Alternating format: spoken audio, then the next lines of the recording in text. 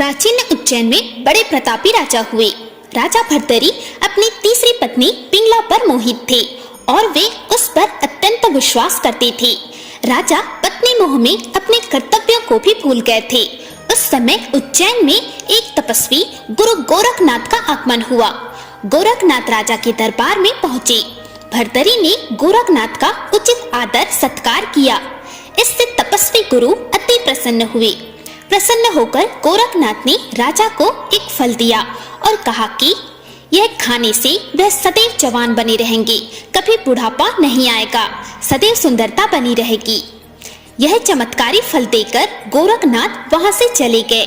राजा ने फल लेकर सोचा कि उन्हें जवानी और सुंदरता की क्या आवश्यकता है। चूंकि राजा अपनी तीसरी पत्नी पर अत्यधिक मोहित थे, अतः उन्होंने सोचा कि यदि यह फल पिंगला खा लेगी तो वह सदैव सुंदर और जवान बनी रहेगी। यह सोचकर राजा ने पिंगला को वह फल दे दिया। रानी पिंगला भर्तरी पर नहीं बल्कि उसके राज्य के कोतवाल पर मोहित थी। यह बात राजा नहीं जानते थे। जब राजा ने वह चमत्कारी फल रानी को दिया तो रानी ने सोचा कि यह फल यदि कोतवाल खाएगा तो वह लंबे समय तक उसकी इच्छाओं की पूर्ति कर सकेगा। रानी ने यह सोचकर चमत्कारी फल कोतवाल को दे दिया।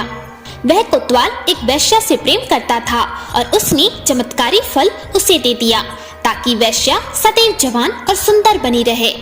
वैश्या ने फल पाकर सोचा कि यदि वह जवान और सुंदर बनी रहेगी तो उसे यह गंदा काम हमेशा करना पड़ेगा।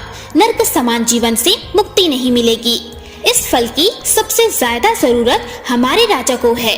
राजा हमेशा जवान रहेंगे तो लंबे समय तक प्रजा को सभी सुख सुविधाएं प्रदान करते रहेंगे। यह सोचकर उसने चमत्कारी फल राजा को दे दिया। राजा वह फल देखकर अचंभित रह गए। राजा ने वैश्या से पूछा कि यह फल उसे कहां से प्राप्त हुआ। वैश्या ने बताया कि यह फल उसे कोतवाल ने दिया है। भर्तरी ने तुरंत कोतवाल को बुलवाया। सख्ती से पूछने पर कोतवाल ने बताया कि यह फल उसे रानी पिंगला ने दिया है। जब भर्तरी को पूरी सच्चाई मालूम हुई तो वह समझ गए कि रानी पिंगला उसे धोखा दे रही है।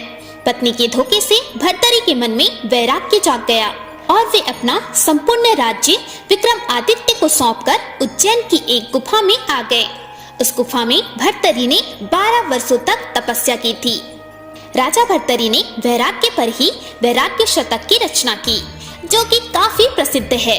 राजा भर्तरी ने श्रृंगार शतक और नीति शतक की भी रचना की। यह तीनों ही शतक आज भी उपलब्ध हैं और पढ़ने योग्य हैं। उज्जैन में आज भी राजा भर्तरी की गुफा दर्शनीय स्थल के रूप में स्थित है। दोस्तों, यह थी राजा भर्तरी के वैरागी बनने के पीछे का कारण। इस प्रकार आलीशान महल में रहने वाला राजा अपनी पत्नी से आहत होकर एक वैरागी बन गया था। हर हर महादेव।